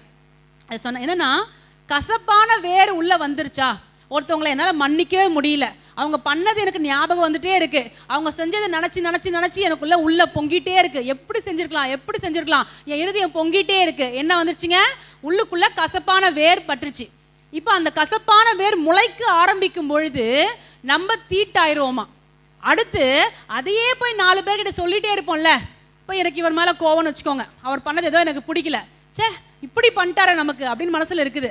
நான் அதே வந்து வினிதா கிட்ட பேசுகிறேன், வினிதா எனக்கு அண்ணன் பண்ணது பிடிக்கவே இல்லைடா, என்ன பண்ணார் தெரியுமா அப்படின்னு சொல்கிறேன். இப்போ அவன் என்ன வசிப்பா, இன்னும் அண்ணன் அக்கா கிட்டே இப்படி நடந்துக்கிறாரு, அவ தீட்டாயிட்டா. அடுத்தது அவ போயிட்டு சிவா கிட்ட சொல்வா, சிவா பாஸ்டர் என்ன பண்ணார் தெரியுமா உனக்கு. அடுத்து அவ என்னவா, தீட்டாவா. நான் என்னன்றேன், நம்ம எல்லாமே மனுஷங்க, நம்ம எல்லாருமே தப்பு பண்ணுவோம். ஒருத்தவங்களை தப்புன்னு சொல்கிறோம்ல, நம்ம கரெக்டாக இருக்குமாங்க. நானும் அதே தப்பு தானே செய்கிறேன். அப்போ நான் தப்பு பண்ணிவிட்டு ஆண்டுகிட்ட போய் சாரி கேட்குற மாதிரி நம்ம சுற்றி இருக்கிறவங்களும் தப்பு பண்ணிவிட்டு நம்மகிட்ட சாரி கேட்பாங்க, கேட்காம போவாங்க. ஆனால் இப்படி செஞ்சிட்டாங்களேன்னு அந்த எண்ணத்தை எடுத்து மனசுக்குள்ளே வச்சோன்னா அது என்னதுங்க, தீட்டு. நம்ம ஜெபம் எப்படி இருக்கும், ஆண்டவருக்கு அருவருப்பாக இருக்கும், அது சுகந்த வாசனையாக அவருக்கு இருக்காது. அப்போ என்ன பண்ணணும், அவங்கள நம்ம மன்னிச்சாகணும். ஒரு சிலருக்கு இந்த கசப்பு மனுஷன் மேலே வராது, கடவுள் மேலே வரும். ஆண்டு மேலே கசப்பு, எவ்வளோ நாள் ஃபாஸ்டிங் இருந்தேன், எவ்வளோ ஜெபம் பண்ணேன், ஆண்டு காப்பாற்றவே இல்லையே, ஆண்டு செய்யவே இல்லையேன்னு ஆண்டு மேலே கசப்பு. நீங்கள் அந்த எபிரேயர் 12:15 வாசித்தோம் இல்லைங்களா, அதில் நான் 8 வாசிக்கிறேன் பாருங்களேன். எபிரேயர் 12:8 வாசிக்கிறேன் பாருங்க. எல்லாருக்கும் கிடைக்கும் சிட்சை உங்களுக்கும் கிடையாது இருந்தால் நீங்கள் புத்திரராய் இராமல் வேசி பிள்ளைகளாய் இருப்பீர்களே. அதாவது உங்களை அப்பா ஏன் சிட்சிக்கிறார்னா, தேவன் ஏன் உங்களை சிட்சிக்கிறார், சிட்சிக்கிறதுனா தண்டனைகள் கொடுத்து நம்மளை திருத்துறது. ஏன் அப்படி செய்கிறாருன்னா, நம்ம அவருக்கு பிள்ளைங்களாம். ஆமா தானேங்க, நான் என் பிள்ளைய தான் திருத்துவேன், வேற யாரோ பிள்ளைய நான் என்ன பண்ண மாட்டேன், திருத்த மாட்டேன். அதான் எங்க சொல்றாரு. அப்போ உன்னை சிட்சிக்கிறாருன்னா நீ அவருக்கு புள்ள, அதான் உன்னை சிட்சித்தார். அடுத்து 9 பாருங்க. அன்றியும் நம்முடைய சரீரத்தின் தகப்பன்மார் நம்மை சிட்சிக்கும் போது அவர்களுக்கு நாம் அஞ்சி நடந்திருக்க நாம் பிழைக்கத்தக்கதாக ஆவிகளின் பிதாவுக்கு வெகு அதிகமாக அடங்கி நடக்க வேண்டும் அல்லவா. எங்க அப்பா என்னை கண்டிக்கிறாருங்க, வீட்டு விட்டா ஓடிடுறேன், ஐயோ அப்பா திட்டாரு, மறுபடியும் எப்போ சமாதானமாவார்னு அடங்கி இருக்கிறோம் இல்லையா. அப்போ பரமபிதா நம்மளை திட்டும் பொழுதும் நம்மளை அடிக்கும் பொழுதும் சில சமயங்கள்ல நம்மளை விட்டு கொடுக்குற மாதிரி நடந்து கொள்ளும் பொழுதும் நம்ம கோச்சிக்க கூடாதான், அடங்கி இருக்கணுமா. அடுத்து 10 பாருங்க. அவர்கள் தங்களுக்கு நலம் என்று தோன்றுகிறபடி கொஞ்ச காலம் சிட்சித்தார்கள். யாரு, பூமியில இருக்கிற அப்பா ஒரு குறிப்பிட்ட டைமுக்கு தான் நம்மளை சிட்சிப்பார். இவரோனா பரம தகப்பன். அந்த 10 பாருங்களேன், 12:10 பாருங்களேன். தம்முடைய பரிசுத்தத்துக்கு நாம் பங்குள்ளவர்கள் ஆகும் பொருட்டு நம்முடைய பிரயோஜனத்துக்காகவே நம்மை சிட்சிக்கிறார். என்னவாங்க, அவர் எவ்வளவு பரிசுத்தர் கொஞ்சம் கற்பனை பண்ணி பாருங்களேன். பரலோகத்துல கர்த்தர் சிங்காசனத்துல உட்கார்ந்து இருக்கிறாரு, 4 ஜீவன்களும் 24 மூப்பர்களும் வணக்கமாய் விழுந்து அவரை தொழுது கொள்றாங்க. சேனைகளின் கர்த்தர் பரிசுத்தர் பரிசுத்தர் பரிசுத்தர்னு கேருபீன்களும் சேராபீன்களும் சொல்லி கொண்டிருக்கு. இந்த தேவனுடைய பரிசுத்தத்துக்கு யாராவது கிட்ட போக முடியுமா, முடியாது தானங்க. ஆனா இப்ப அவர் என்ன சொல்றாரு, அவருடைய பரிசுத்தத்துக்கு நாம பார்ட்னரா என்னங்க, அதுக்கு நம்ம பங்கு, நமக்கு அதுல பங்கு. இப்போ எங்க அப்பா அம்மா இருக்காங்க, அவங்களுக்கு உண்டான எல்லாத்துலயும் எனக்கு என்ன கிடைக்கும், பங்கு கிடைக்கும். என் கணவரை திருமணம் பண்ணியிருக்கேன், அவருக்கு உண்டான எல்லாத்துலயும் எனக்கு என்ன கிடைக்கும், பங்கு கிடைக்கும். அது போல தேவன் எவ்வளவு பரிசுத்தம் உள்ளவரோ அந்த பரிசுத்தத்துக்கு நீங்களான பார்ட்னரா, பங்குள்ளவர்கள் ஆகிறதுக்காகத்தான் சிட்சித்தாராம். இப்போ இன்னாண்டவரை இது ஒரு சின்ன தப்பு, இதுக்கே இப்படி என்ன பழி வாங்கிட்டீங்களே அப்படி போய் ஆண்டுகிட்ட கோச்சிக்க கூடாதான். ஏன் அப்படின்னா அவருடைய பரிசுத்தத்துக்கு நம்ம சேரணுன்றதுக்காகத்தான் விட்டு கொடுத்தாராம்.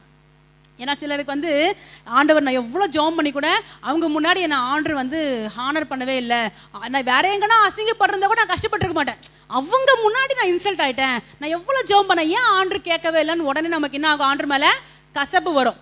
இங்க பாருங்க 11 பாருங்களேன். எந்த சிட்சையும் தற்காலத்திலே சந்தோஷமாய் காணாமல் துக்கமாய் காணும். ஆண்டவர் நம்மளை திட்டும் போது நமக்கு ரொம்ப மனசு கஷ்டமா தான் இருக்கும். ஆகிலும் பிற்காலத்தில் அதில் பழகினவர்களுக்கு அது நீதியாகிய சமாதான பலனை தரும். ஆண்டவர் திட்டுறாரு, அடிக்கிறாரு, சில சமயத்தில் ஹெல்ப் பண்ணல, பரவாயில்ல, ஆனா பிற்காலத்து நமக்கு என்ன ஆகுமா, நீதியாகிய சமாதான பலன் கிடைக்குமா. அப்ப பாருங்களேன் அந்த 12 பாருங்களேன். ஆகையினால், என்ன அந்த வார்த்தை எல்லாரும் சொல்லுங்க, ஆகையினால் நெகிழ்ந்த கைகளையும் தளர்ந்த முழங்கால்களையும் நீங்கள் திரும்ப நிமிர்த்தி. புரியுற மாதிரி சொல்லிட்டோங்களா. ஆண்டு நீங்க கேட்டு சில விஷயத்த செய்யலைல்ல, அதனால உங்களுக்கு ஆண்டு மேல கோவம். நீங்க என்ன பண்ணீங்க தெரியுமா, அதுக்கு முன்னாடி முட்டி போட்டு கையை தூக்கி ஜெபம் பண்ணீங்க. இப்போ முட்டி போடும் போதே ஜபிக்கணுமா, எவ்வளவு கேட்டாலும் அவர் தான் செய்ய மாட்டாரு, சரி கேட்போம், ஆண்டவரே செய்யுங்க ஆண்டவரேன்ட்டு போயிடுறோம். ஆதியில அவர் மேல கொண்ட அன்புல முழங்கால போட்டு கையை தூக்கி, ஆண்டவரே நீங்க இல்லைன்னா நான் இல்லை ஆண்டவரேன்னு சொன்னீங்களே, அந்த அனுபவம் இப்போ உங்களுக்கு மறுபடியும் வருதா? இன்னைக்கு ஆண்டவர் சொல்றாருப்பா, அவர் சிக்ஷித்தார் தான், சில சமயத்தில் உன் ஜெபத்துக்கு அவர் பதில் கொடுக்கல தான். அதெல்லாம் ஏன் தெரியுமாப்பா? உன்னை அவருடைய பரிசுத்தத்துக்கு பங்கா மாத்துறதுக்காக தான்.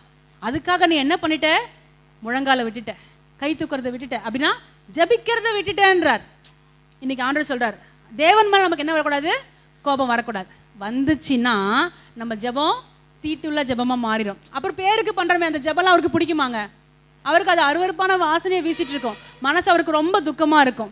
அடுத்து நீங்க பாருங்களேன், சிலருக்கு வந்து தேவன் மேல கசப்பு, அடுத்து மனிதர்கள் மேல கசப்பு வரும், நம்ம சொந்த குடும்பத்தார் மேல கசப்பு வரும், ஓன் ஃபேமிலி மெம்பர்ஸ் மேல. சரி, என் ஹஸ்பண்ட் இப்படி செஞ்சுட்டாங்க, என் ஒய்ஃப் இப்படி செஞ்சுட்டாங்க, பிள்ளைங்க, மாமியார், மாமனார், அம்மா, அப்பான்னு யாரெல்லாம் உறவோ அத்தனை பேர் மேலேயும் சாத்தான கொடுப்பான், கசப்பை கொடுப்பான். அவங்க மேல கசப்பு வச்சிங்கனாலும் நம்ம ஜெபம் தேவனுக்கு எப்படி போகாதுங்க?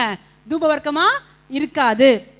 சபை மேல கசப்பு வரும், சர்ச்சு எனக்கு பலவீனமாக இருக்கும்போது எனக்கு கண்டுக்கவே இல்லை, பாஸ்டர் வந்து என் நிலைமையை புரிஞ்சே பேசலை, என்னை அப்செட் பண்ணிட்டாங்க, இல்லைனா வந்து இந்த இந்த இந்த சிஸ்டர் வந்து ப்ரேயர்ஸில் நடத்துகிறாங்க ஆனால் அவங்க என்னை இப்படி நடத்திட்டாங்க, நான் நல்லா பாடினேன் என்னை வந்து தப்பாக கமெண்ட் பண்ணிட்டாங்க, ஏதோ சபை மேலே ஒரு கசப்பு வரும். அடுத்து பாருங்க, உங்கள் அக்கம் பக்கத்து வீட்டார் மேலே உங்களுக்கு கசப்பு வரும். எத்தனை முறை சொல்கிறேன் தண்ணி இந்த பக்கம் தள்ளாதன்னு, என் பக்கமே தள்ளி விடுறாங்க. எத்தனை முறை சொல்கிறேன் இந்த லைன் இப்படி பண்ணுங்கன்னு, என் வீட்டுக்கு வர மாதிரியே போட்டு விடுறாங்க. குப்பையை கொண்டு வந்து என் பக்கமே வாரி விடுறாங்க. அக்கம் பக்கத்தினர் மேலே நமக்கு கசப்பு வரும். அடுத்து பாருங்க, அந்த க்ளோஸ் சர்க்கிள் இல்லாமல் மற்ற தூரத்து உறவுகள் யார் மேலேயும் சாத்தானவங்களுக்கு கசப்பை கொடுக்கலாம். அடுத்து நம்ம வாழ தேசத்தின் மேலேயே நமக்கு கசப்பு வரும். இன்னாடா ரோடு இது, இன்னாடா கவர்மெண்ட்டு, இவனுக்கெல்லாம் ஓட்டு போகிறதே வேஸ்ட்டு, இன்னாடா அதிகாரி, எல்லாமே தப்பாக தாங்க இருக்குது. ஆனால் ஜபிக்கிறோமா? நம்ம ஜோம் பண்ணாமல் அதெல்லாம் தப்பு தப்புன்னு சொல்லிட்டு தலையில் அடிச்சுன்னு போகிறதுனால தேசத்தின் மேலேயே ஒரு கசப்பில் இருக்கும். இப்போ தேசத்துக்காக ஜோம் பண்ணால் அந்த ஜபத்தை எப்படிங்க ஆண்டவர் கேட்பாரு? ஃபஸ்ட்டு மன்னிக்கணும். உங்கள் பக்கத்து வீட்டுக்கார மன்னிங்க, அப்போ தான் அவங்களுக்காக நம்ம ஜோம் பண்ணால் கர்த்தர் அந்த ஜபத்தை கேட்டு அவங்கள ரட்சிப்புகள் நடத்துவார். ஆண்டவரே அவங்கள சந்தியும் ஆண்டவரே, அப்புறம் எதனா ஒரு பிரசங்கம் கேட்டு ஐயோ ஆண்டவரே அவங்களே ரட்சிப்புகள் நடத்துங்க ஆண்டவரே, செய்கிறோம். நம்ம மன்னிச்சிட்டுமாங்க? மன்னிச்சுட்டு அந்த ஜபத்தை செஞ்சோமா? நான் மன்னிக்காமல அந்த ஜபத்தை செஞ்சுட்டு இருக்கிறதுனால அந்த ஜபத்துக்கு என்ன இல்லாமல் போயிடுங்க? பலன் இல்லாமல் போயிடும். இப்போ பிசாசுக்கு நல்லா தெரியும் உங்கள் ஜபத்தெல்லாம் நிறுத்த முடியாதுன்னு. அவன் என்ன பண்ண தெரியுங்களா? ஜோம் பண்ணு, இந்தா கசப்போட ஜோம் பண்ணு, ஜோம் பண்ணு, இந்தா பாவத்தோட ஜெபம் பண்ணு, ஜெபம் பண்ணு, இந்தா தேவனுடைய காரியங்களை உனக்குன்னு எடுத்து வச்சுட்டு ஜெபம் பண்ணு. என்ன தப்பு? ஆண்டவர் அன்புள்ள தேவன் தானே, உன்னை புரிஞ்சிக்க மாட்டாரா? உன் சூழ்நிலை தேவனுக்கு தெரியாதா? உன் கஷ்டம் அவருக்கு புரியாதான்னு சொல்லி நம்மளை தீட்டோடவே ஜபிக்க வைப்பான். இப்போ சொல்லுங்க, ஜபத்தை தேவன் கேட்பாரா? நான் உங்களுக்கு ஒரு சாப்பாடு கொடுக்குறேங்க, கெட்டு போன சாப்பாடு கொண்டு வந்து கொடுக்குறேன், வாசனையை பார்த்தது என்ன பண்ணுவீங்க? ஃபஸ்ட்டு முகத்தை திருப்புவீங்க. கர்த்தருக்கும் அப்படி தான் இருக்கும். என் ஜபங்கள் அவருக்கு பிரியமாவே இல்லை, அதில் துர்நாற்றம் வீசும் பொழுது எப்படி தேவன் அந்த ஜபங்களுக்கு பதில் கொடுக்க திரும்புவார்? அப்போ பாருங்கள், நம்ம ஜபங்களை பிரியமுள்ள ஜபமாக மாற்றணும்னா மன்னிக்கணும். மூணாவது பாயிண்ட் என்ன? மன்னிக்கணும். ஃபஸ்ட்டு பாயிண்ட்டு பாவத்துக்கு போக மாட்டேன்னு தீர்மானம் எடுக்கணும்.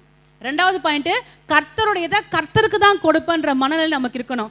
மூணாவது, எனக்கு எவ்வளவு துரோகம் பண்ணி இருந்தாலும் நான் அதை மன்னிக்கிறன்ற மனநிலைக்கு வரணும். இப்படி வந்துட்டு நீங்கள் ஜபிச்சிங்கன்னா அந்த ஜபம் சிங்காசனத்தில் வீட்டிருக்கிற தேவனுக்கு தூப வர்க்கமாக போகும். ஒரே ஒரு சின்ன சம்பவம், ரொம்ப ஸ்பீடாக ஒரு 3-4 மினிட்ஸ் கூட சொல்லி நான் முடிக்க போகிறேன். அதாவது என்னாகமம் 16ஆம் அதிகாரத்தை எல்லாரும் எடுத்துக்கோங்களேன்.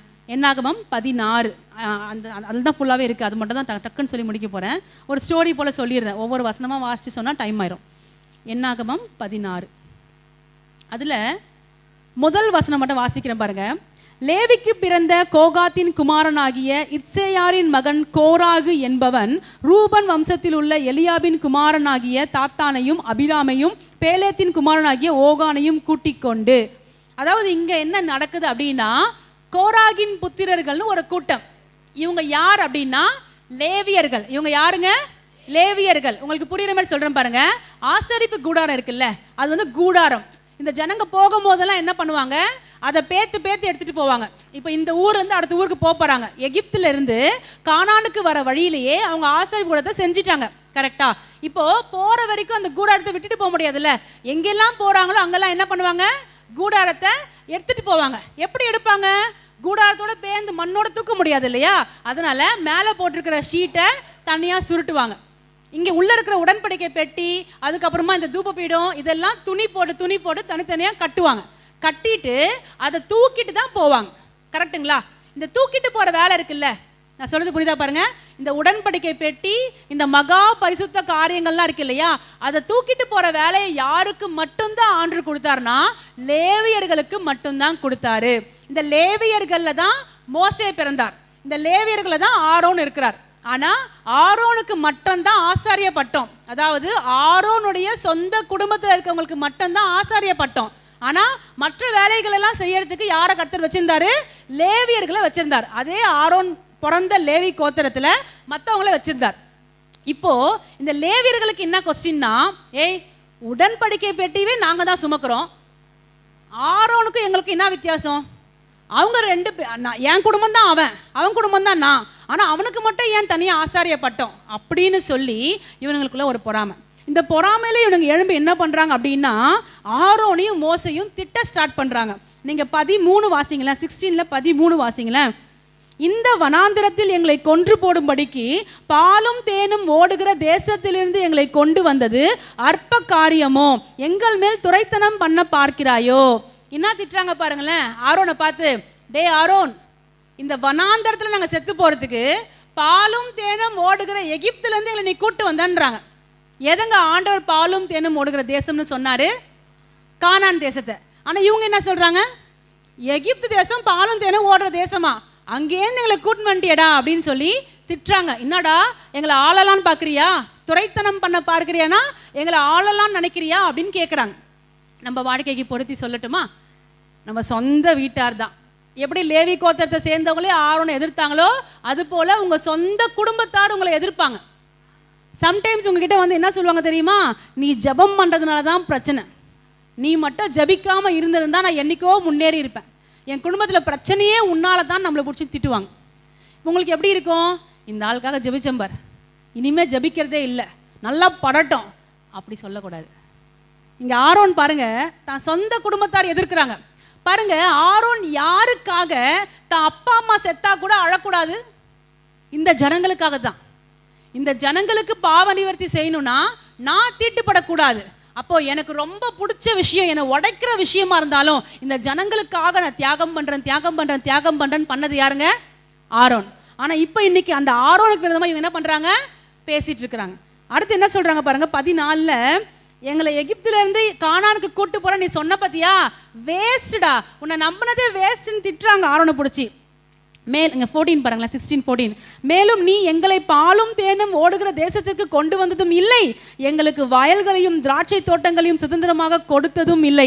இந்த மனிதருடைய கண்களை பிடுங்க பார்க்கிறாயா, நாங்கள் வருகிறதில்லை என்றார்கள். என்ன பண்ணாங்க? டேய், யார் கண்ணடா விளக்கெண்ணெய் ஊத்துற, யார் கண்ட புடுங்கத்துக்கு பார்க்குற, என்ன நினச்சுன்னுக்குற? பாலும் தேனும் ஓடுற தேசம்னு சொன்ன எங்கடா வந்து சேர்ந்தோம், உன்னை நம்பி வந்ததே வேஸ்ட்ரா, உன் கூட இனிமேல் வரமாட்டேன்டா. அதாவது இப்போ ஆரோன் தனி மனுஷனா நிற்கிறார். கொஞ்சம் யோசிச்சு பாருங்களேன், இந்த ஜனங்களுக்காக தியாகம் இவ்வளோ தியாகம் பண்ண ஆரோனை போட்டு பாடா படுத்துறாங்க அந்த ஜனங்க, அவமானப்படுத்துறாங்க. அவ்வளோ பேர் கூடிக்கிட்டு நீ இல்லடா உன்னை நம்பி நான் வரமாட்டேன்டா அப்படின்னு எதிர்த்து நிற்கிறாங்க. எவ்வளோ வலி இருந்திருக்குங்க ஆரோனுக்கு. உங்கள் வீட்டுக்காக இரவும் பகலும் உபவாசம் வந்து ஜெபிச்சு ஆண்டோட ஏதாவது நன்மையை வாங்கி வீட்டுக்கு கொடுத்துட மாட்டோமா நீங்கள் யோசிச்சுட்டு இருக்கும் பொழுது உங்கள் வீட்டார் உங்ககிட்ட வந்து உன்னால் தாண்டி எனக்கு பிரச்சனை, உன்னை கட்டினதுலேருந்து எனக்கு வாழ்க்கையே போச்சுரி, என் நிம்மதியே போச்சுரின்னு சொல்லும் போது உங்களுக்கு எப்படி இருக்கும்? அந்த மாதிரி தான் இருக்குது ஆரோனுக்கு. இப்போ பாருங்க, சபை மேலே அந்த 250 பேர் நாங்களும் ஆரோனை போல ஊழியம் செய்வோம்னு வந்தாங்க பார்த்தீங்களா, அவங்க மேலே ஃபுல்லாக நெருப்பு வந்து அவங்களாம் இறந்துட்டாங்க. இன்னும் சபை திருந்தலை, இன்னும் சபைக்கு கோவம். இப்போ ஆண்டவர் என்ன பண்றாருன்னா ரொம்ப டென்ஷன் ஆகி மோசே கிட்ட சொல்றாரு, மோசே விலகிரு, இந்த ஜனங்களை இப்போ நான் என்ன பண்ண போறேன், அழிக்க போறேன் அப்படின்னு. அப்படி சொன்னதுமே வாதம் ஸ்டார்ட் ஆயிடுச்சு. மோசே இன்னும் விலக கூட இல்லை, வாதம் ஸ்டார்ட் ஆயிடுச்சு. மோசே கண்டுபிடிச்சாரு வாதம் ஸ்டார்ட் ஆயிடுச்சுன்னு சொல்லி. நீங்க இப்போ இது மட்டும் முடிச்சிடலாம். 16ல 45லேருந்து 50, 16ல 45லேருந்து 50 மட்டும் நான் வாசிக்கிறேன் பாருங்களேன். இந்த சபையாரை விட்டு விலகி போங்கள், ஒரு நிமிஷத்தில் அவர்களை அர்த்தமாக்குவேன் என்றார். அவர்கள் முகங்குப்புற விழுந்தார்கள். யார் விழுந்தது? மோசே ஆரோன் தான் விழறாங்க. சபையார் இன்னும் துணிகரமா நின்றுட்டே இருக்கிறாங்க. 46 பாருங்க. மோசே ஆரோனை நோக்கி, நீ தூப கலசத்தை எடுத்து பீடத்தில் இருக்கிற அக்கினியை அதில் போட்டு அதில் மேல் தூப வர்க்கம் இட்டு சீக்கிரமாய் சபையிடத்தில் போய் அவர்களுக்காக பாவ நிவர்த்தி செய். கர்த்தருடைய சந்நிதியிலிருந்து கடுங்கோபம் புறப்பட்டது, வாதை தொடங்கிற்று என்றான். மோசே ஆரோனுக்கு என்ன சொல்றாருங்க?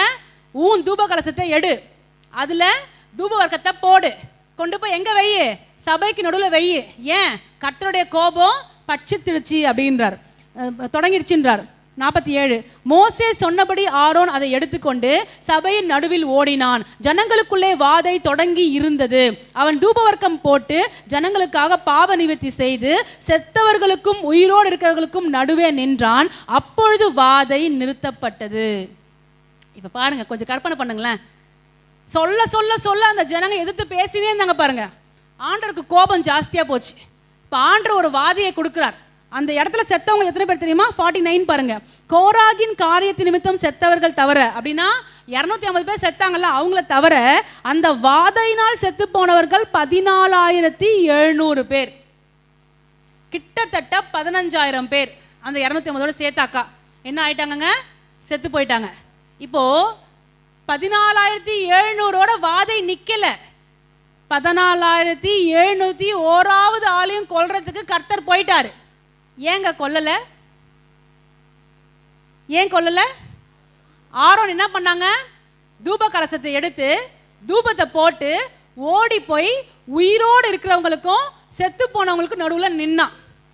அப்படின்னா இப்போ ஒரு ஆளை இப்போ நான் கொலை பண்ண போறேன்னு வச்சுக்கோங்களேன், கொல்றதுக்கு வரும்பொழுது நடுவில் வந்து ஒருத்தர் தடுத்தா எப்படி இருக்கும்? அது போல இப்போ உயிரோடு இருக்காங்க, அடுத்த ஆள் இவன் தான். இங்க நிற்கிறார் ஆரோன். இப்போ கர்த்தர் பார்க்குறாரு, டேய் உனக்காக தாண்டா இவங்களை கொல்றதுக்கு வந்தேன், நீ இவங்களை மன்னிச்சு இவங்களுக்கு பிராயசித்தம் பண்ண என்கிட்ட வந்து நிற்கிறியா அப்படின்னு ரொம்ப கோபமா வந்த ஆண்டவர் ஆரோன் முகத்தை பார்த்ததும் அவரால் கொல்ல முடியல. ஏன் கொல்ல முடியல?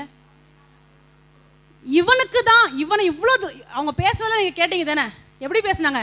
எங்கள் கண்ணை பிடுங்க பார்க்குறியா, எங்களை ஆளலான்னு பார்க்குறியா, ஏண்டா வந்த, ஏண்டா எங்களை கூட்டு வந்தன்னு போட்டு டார்ச்சர் பண்ணுறாங்க.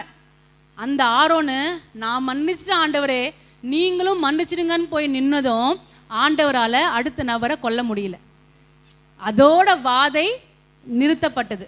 இப்போ பாருங்க, சொந்த குடும்பத்துடைய ரட்சிப்புக்காக எத்தனை நாள் ஜெபம் பண்ணுறோம், உங்கள் சொந்த பிள்ளைகளுடைய ரட்சிப்புக்காக எத்தனை நாள் ஜெபம் பண்ணிட்டு இருக்கீங்க. இன்னும் ஏன் அவங்க ரட்சிப்புகளை வரல தெரியுமா?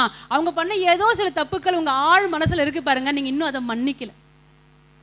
ஏதோ சில உறவுகளுக்காக, தேசத்துக்காக, சபைக்காக நீங்கள் ஜபிக்கும் பொழுது ஏன் எந்த மாற்றமுமே உண்டாகலை அப்படின்னா, நம்ம அந்த அளவுக்கு அவங்கள மன்னிச்சு ஜபிக்கல. அவங்களுக்காக நம்ம ஜெபம் பண்ணுறோம், மனசு கேட்காம ஜெபம் பண்ணுறோம். ஆனால் ஆழத்தில் ஒரு வலி இருக்கே, அதை மன்னிச்சிட்டிங்களா? மன்னிச்சுட்டு ஜெபம் பண்ணி பாருங்க, வாதை நிற்கும். மன்னிச்சு ஜெபம் பண்ணி பாருங்க, அது வரைக்கும் சபைக்கே வராது, உங்கள் பிள்ளைங்க சர்ச்சு வாசலில் வந்து நிற்கும். அப்போது நம்ம கிட்ட தான் ஃபால்ட்டு. நம்ம துக்கப்பட்டோம் பாருங்க. இப்போ ஆரோனுடைய மனசு ரொம்ப துக்கப்பட்டுச்சுல, அந்த துக்கத்துக்கு தான் ஆண்டவர் பழி வாங்கிட்டு இருக்கிறார். இப்போ ஆரோன் ஓடி போய் நானே மன்னிச்சுட்டு ஆண்டவரே நீங்களும் மன்னிச்சிடுங்கன்னு விழுந்ததும் என்ன ஆச்சுங்க? வாதை நிறுத்தப்பட்டது. உங்கள் வாழ்க்கையில் கேட்கப்படாத என்ன ஜெபங்கள் வேணா இருக்கட்டும், மனசார எல்லாரையும் மன்னிச்சிடுங்க. உங்களையும் மன்னிச்சிடுங்க. சிலருக்கு தம்மலையே குற்ற உணர்வு, நான் ஒழுங்காக இருந்திருக்கணும், நான் ஒழுங்காக இருந்திருக்கணும், என்னால் தான் உங்களையும் நீங்கள் மன்னிச்சிடுங்க. இல்லைன்னா ஜபிக்கவே மாட்டோம். பிசாசு குற்ற உணர்வே கொடுத்து கொடுத்து கொடுத்து நம்மளை ஜெபம் பண்ணாமல் பண்ணுவான். இல்லை ஜபிக்க உக்காந்துட்டோம்னா பாவத்துக்கு கொடுத்து ஜெபத்தை வேஸ்ட் ஆக்கி விட்டுருவான். ரெண்டுத்தையும் செய்யாமல் உங்களை பரிசுத்தமாய் காத்துக்கொண்டு நீங்கள் ஜபிச்சிங்க அப்படின்னா உங்கள் ஜெபங்கள் தூபவர்க்கமாக தேவனுக்கு செலுத்தப்படும். சுகந்த வாசனையாக நுகர்வார். அப்படியே இருக்கிற இடங்களை முழங்கால் படிக்கிட்டு நம்ம தேவனை நோக்கி பார்க்க போகிறோம். அந்த பரிசுத்தம் நமக்குள்ள உண்டாகும் பொழுது சுகந்த வாசனையாக தேவன் நுகர்வார். பெரிய காரியங்களை நம்ம ஜெபத்தை கொண்டு செய்வார். நான் சொன்னேன், அந்த சுப்ரீம் அத்தாரிட்டி, உச்சக்கட்ட அதிகாரம், ஆவிக்குரிய எல்லைகளை உங்களுக்கு கொடுப்பாருன்னு சொல்லி எப்போ கொடுப்பார் தெரியுங்களா? எப்போ உங்கள் சொந்த மாம்சத்தை உங்களால் மன்னிக்க முடியுதோ, எப்போ உங்கள் கூட இருக்கிற உறவுகளை உங்களால் மன்னிக்க முடியுதோ, உங்களுக்கு துரோகம் பண்ணவங்களையும் எப்போ உங்களால் மன்னிக்க முடியுதோ. நான் சொல்கிறேன் பாருங்கள், சில இடத்துல மறுபடியும் போய் சேரவே முடியாது. ஆனால் நான் அவங்ககிட்ட சேருங்க அப்படி சொல்லலை, அவங்க பண்ண துரோகத்தை மன்னிச்சிருங்க. ஏன்னா நம்ம ஆவிக்குரிய வாழ்க்கைக்காக அப்படி மன்னிச்சு நீங்கள் இருக்கும் பொழுது கர்த்தர் பெரிய காரியங்களை செய்வார். உங்கள் ஜெபங்கள் தூபவர்க்கமாக போகணும்னா விட்டு வந்த பாவத்தை நீங்கள் மறுபடியும் தொடரக்கூடாது. நீங்கள் கர்த்தருடையதை கர்த்தருக்குன்னு கொடுக்கக்கூடிய மனநிலை உங்களுக்கு இருக்கணும். கசப்பை விட்டுட்டு தேவன் மேலேயும் உங்களுக்கு கசப்பு இருக்கக்கூடாது, மனுஷங்க மேலேயும் கசப்பு இருக்கக்கூடாது.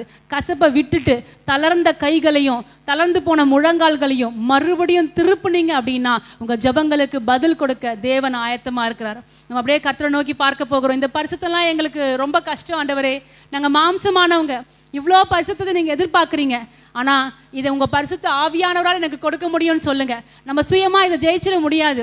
இன்றைக்கி சபையில் ஒரு ஆலோசனை வெளிப்பட்டதுனால மட்டும் ஜெயிக்கக்கூடிய காரியம் இல்லை. இதற்கு கர்த்தர் உங்களுக்கு துணை செய்யணும். அன்றைக்கி ஆரோன் கிட்ட தூபபீடத்தை போட்டுட்டு ஓடி போய் நில்லுன்னு சொல்லி மோசே சொன்னதும் ஆரோன் செய்தாங்க. இன்றைக்கி அவங்கள மன்னிச்சிருன்னு சொல்கிறதுக்கு பரிசுத்த ஆவியானவர் கூடவே இருக்கிறார். அவர் உங்களை பார்த்து மன்னிச்சிருன்னு சொல்லும் போது உடனே மன்னிங்க. அவர் உங்களை பார்த்து இந்த பாவத்தை விட்டுருன்னு சொல்லும் போது உடனே விடுங்க. அவர் உங்களை பார்த்து இது கர்த்தருடையது, இதை கர்த்தருக்கு கொடுத்துருன்னு சொல்லும் போது உடனே கொடுங்க. கர்த்தர் சுகந்த வாசனையாக உங்கள் ஜபத்தை நுகர்வார். அவருடைய உதவி நம்ம கேட்கலாமா? துணை வேண்டும் தகப்பனே, உலகிலே என்னை எதிர்க்கும் சக்திகள் பல உண்டு. துணை வேண்டும் தகப்பனே, உலகிலே என்னை எதிர்க்கும் சக்திகள் பல உண்டு. என் ஜீவன் எல்லை எங்கிலும் பரிசுத்தம் என எழுதும். என் ஜீவன் எல்லை பரிசுத்தம் என எழுதும். பரிசுத்தர் கூட்டம் நடுவில் ஜொலித்தீடும் சுத்த ஜோதியே, அரூபியே இவ்வேளையில் ஆடிய நெஞ்சம் வாரீரோ. அரூபியே இவ்வேளையில் ஆடிய நெஞ்சம் வாரீரோ. அரூபியே இவ்வேளையில் ஆடிய நெஞ்சம் வாரீரோ. அப்படியே கையில தட்டி, எல்லா கைகளை தட்டி கர்த்தரை ஸ்தோத்திரம் பண்ணலாம். எல்லா கைகளை தட்டி உற்சாகமாக கர்த்தரை ஸ்தோத்திரம் பண்ணுங்க.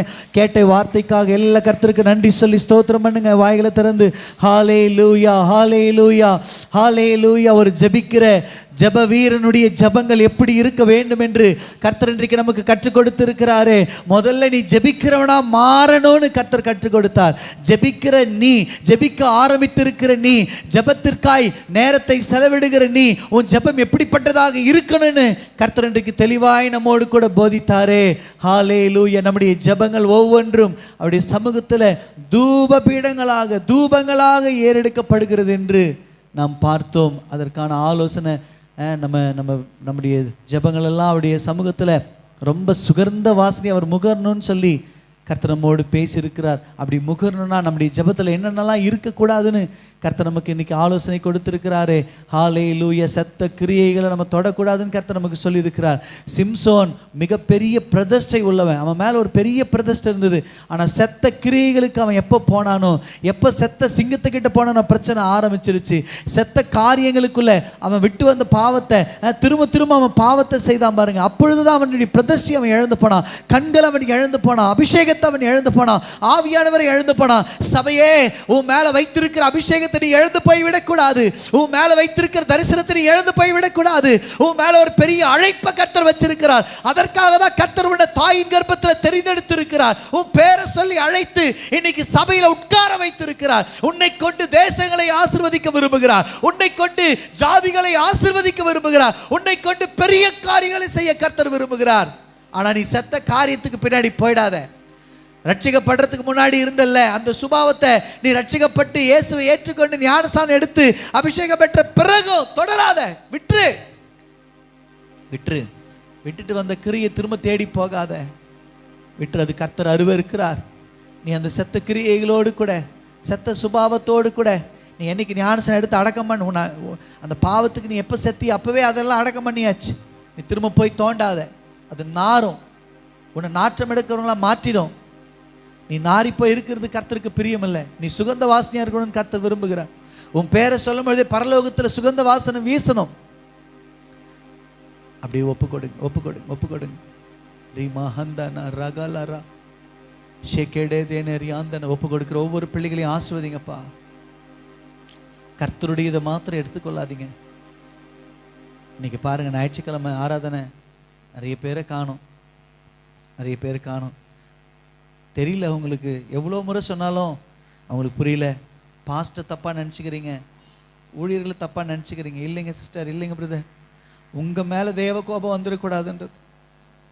சில நேரங்களில் உங்களை பார்க்கும்பொழுது எங்களுக்கு கஷ்டமாக இருக்கும். ஆண்டவரே, ஏன் இந்த ஜனங்க இத்தனை பாடுகளை அனுபவிக்கிறாங்க, ஏன் ஆண்டவரே இத்தனை கஷ்டங்களை இவங்க அனுபவிக்கிறாங்க நான் கேட்போம். நாங்கள் ஜெபிக்கிறது உண்டு, அழுறது உண்டு. சில நேரங்கள் நாங்களே அழுதா கூட அதுக்கான பதில் கிடைக்காம போகுது. ஏன் தெரியுமா? நீங்கள் ஆண்டவரை அசட்டப் பண்ணுற சூழ்நிலை, சபையை அசட்டப், அது கர்த்தருடையதுங்க. 10 கட்டளையில் கர்த்தர் எழுதி கொடுக்கிறார். ஓய்வு நாளை பரிசுத்தமாய் ஆசரிக்க நினை. முதல்ல நினை, உனக்குள்ள நினைப்பு வரட்டும். சனிக்கிழமையே வரட்டும், நாளைக்கு ஆராதனை இருக்குன்னு நினைப்பு வரட்டும். கர்த்தருடைய எடுத்துக்கொள்ளாதீங்க. தசம வாங்கல கர்த்தருக்குன்னு செலுத்துங்க. கர்த்தருடைய பந்தியை அசட்டை பண்ணாதீங்க, கர்த்தருடைய நாளை அசட்டை பண்ணாதீங்க. கர்த்தருக்குரியதை கர்த்தருக்கு கொடுத்துருங்க. கர்த்தருக்கு கொடுக்க வேண்டிய மகிமையை கர்த்தருக்கு கொடுங்க. 3வது மன்னிங்க. ஆண்டவர் நம்ம எப்படி நடத்துவாராங்க. நம்ம ஜெபிக்கலாம். நல்ல தகப்பனே, இன்றைக்கு நீர் கொடுத்த நல்ல ஆலோசனைகளுக்காய் நன்றி. எங்களை நீங்கள் ரொம்ப நேசிக்கிறீங்கப்பா. நேசிக்கிறதுனால எங்களை உட்கார வச்சு சொல்லி கொடுக்குறீங்க. நன்றி செலுத்துகிறோம். எங்களை அப்படி மாற்றும். உமக்கே துதிகன மகிமை செலுத்துகிறோம். ஒரு விசையாய் அன்றே வார்த்தை பகிர்ந்து கொண்ட மகளுக்காய் ஜெபிக்கிறோம். இன்னும் வல்லமையாக மாற்றி, இன்னும் வல்லமையான பிரசங்கியாராக மாற்றி, இன்னும் உலகம் முழுவதும் இப்படி மகளை கொண்டு போய் ஆண்டவரே இப்படி வார்த்தை பகிர்ந்து கொள்ள கிருபை செய்யும்படி ஜெபிக்க. ஆயிரங்களுக்கு, லட்சங்களுக்கு, கோடிகளுக்கு இப்படி மகளை பயனுள்ள பாத்திரமாய் மாற்றி ஆசீர்வதி நடத்தும். இங்கே வந்திருக்கிற ஒவ்வொருவரையும் அப்படி ஆசீர்வதி. எங்கள் சபைகளுக்கு ஒவ்வொருவரும் உலகத்தை கலக்குகிற மனிதர்களை மாறட்டும்னு நான் ஆசீர்வதிக்கிறேன்ப்பா, ஜெபிக்கிறப்பா. கிருபை உண்டாகட்டும். இந்த மாதங்களில், இந்த வாரங்களில், திருமண நாள், பிறந்த நாளை சந்திக்கிற ஒவ்வொரு பிள்ளைகளையும் நான் மனதார ஆசீர்வதிக்கிறேன். ஆண்டவரே, நீங்கள் அவர்களை கொண்டு, நீங்கள் அவர்களோடு கூட இருந்து பயங்கரமான காரியங்களை செய்ய முடியும் ஜெபிக்க இப்படி கரத்தில் ஒப்பு கொடுக்குறேன். எல்லா துதி, எல்லா கனமகிமமுக்கு செலுத்து. இயேசு கிறிஸ்துவின் நாமத்தில் ஜெபிக்கிறோம் பிதாவே. எல்லாரும் சேர்ந்து சொல்லுவோம். என் ஆத்துமாவே கர்த்தரை ஸ்தோத்திரி, என் முழு உள்ளமையுடைய பரிசுத்த நாமத்தை ஸ்தோத்திரி. என் ஆத்துமாவே கர்த்தரை ஸ்தோத்திரி, கர்த்தர் செய்த சகல உபகாரங்களையும் மறவாது. ஆமென். ஆசீர்வாதங்களை பெற்றுக்கொள்வோம். நம்முடைய கர்த்தராகிய இயேசு கிறிஸ்துவினுடைய கிருபையும், பிதாவாகி தேவனுடைய அன்பும், பரிசுத்தாவுடைய ஐக்கியம், பாதுகாப்பு, வழிநடத்தல் இன்றும் என்றும் சதா காலங்களிலும் நம் அனைவரோடு கூட நின்று நிலைத்திருப்பதாக. ஆமென், ஆமென். அல்லேலூயா. சத்தமா அல்லேலூயா. கர்த்தர் உங்களை ஆசீர்வதிப்பாராக.